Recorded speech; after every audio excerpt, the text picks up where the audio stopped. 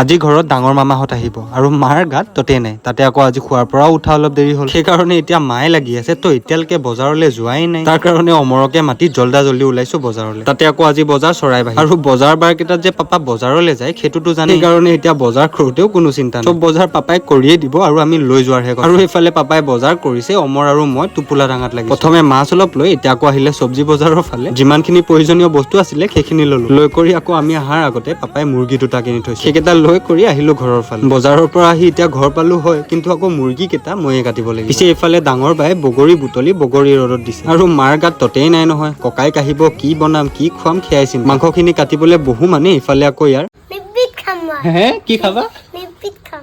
Leg piece খাবা? সি হেনো leg piece খাই বোলে। এতিয়া লেগ পিচ নৰখালেহে ৰক্ষা। সেইকাৰণে পটাপট মাংসখিনি কাটি তালে লেগ পিচো ৰাখি। কিন্তু এটা কথা কি জানেনে, আমাৰ মধ্যবিত্ত পৰিয়ালৰ মানুহখিনি বজাৰৰ লেঠাটো কেতিয়াও নমৰে। সেইকাৰণে ওচৰৰে দীপুদা দোকানৰ পৰা আকৌ মিঠাতেল আনিব। তাৰ পৰা আহি অলপ টাইম থাকো মানে এইফালে মামা মামীহঁতো পালে আৰু সকলোৱে বহি চাহ তাহ খাইছে, কিন্তু ভাত খোৱাৰ ভিডিঅ'হে কৰা। পিছে ভাত পানী খাই মামাহঁতৰ যোৱাৰো সময় হ'ল আৰু মামাহঁতো। আৰু ময়ো ভিডিঅ'টো ইমানতে শেষ কৰিলো, বাই।